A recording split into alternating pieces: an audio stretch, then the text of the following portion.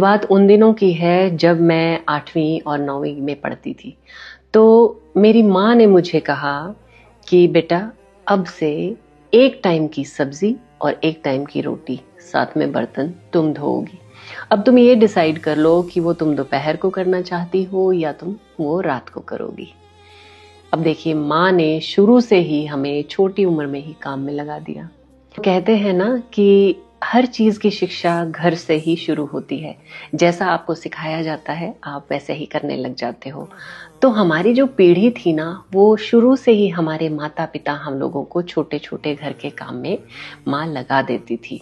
और यही कारण था कि हम जब अपने नए घर जाते थे तो हमें इतनी कोई तकलीफ कभी महसूस नहीं हुई और हम हर काम को सरलता से कर लेते थे। लेकिन हमारी जो पीढ़ी है उसने थोड़ी सी गलती कर दी।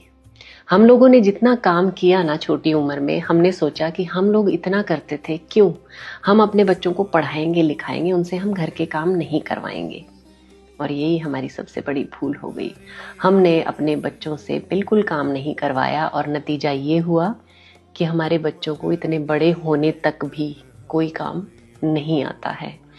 हमने हमारे बच्चों के लिए वो सब किया जो शायद हमें नहीं करना चाहिए था। हम लोगों ने उनकी सिर्फ ज़रूरतें ही पूरी नहीं की, बल्कि हद से ज़्यादा पूरी की।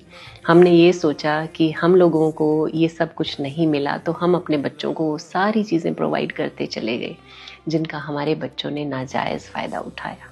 हम लोग आज भी जब अपने माता पिता के घर जाते हैं तो हम उन्हीं के हिसाब से उनके घर में रहते हैं, लेकिन हमारे बच्चे हमारे घर आते हैं तो भी अपने हिसाब से रहते हैं और अपने घर जब हमें बुलाते हैं तो हमें उनके हिसाब से रहना पड़ता है। मतलब समझ में नहीं आता है कि हमने उनके लिए अच्छा किया या हमने उनके लिए कुछ गलत कर दिया। हर माता पिता ये भी उम्मीद करता है कि उनके बच्चे बदले में कम से कम उनसे इज्जत से बोलें, प्यार से बोलें। तो हमारी पीढ़ी के जितने भी माता पिता हैं उन सभी का आज यही, लगभग सभी का यही दुख है कि उनके बच्चे बहुत रिबेलियस हैं।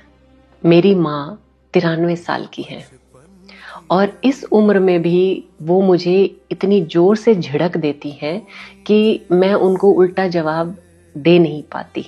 गधों की तरह बच्चों के आगे भी काम किया, सास ससुर के आगे भी काम किया, अपना घर भी संभाला, नौकरी करने बाहर भी गए, लेकिन कुल मिलाकर हमने क्या हासिल किया?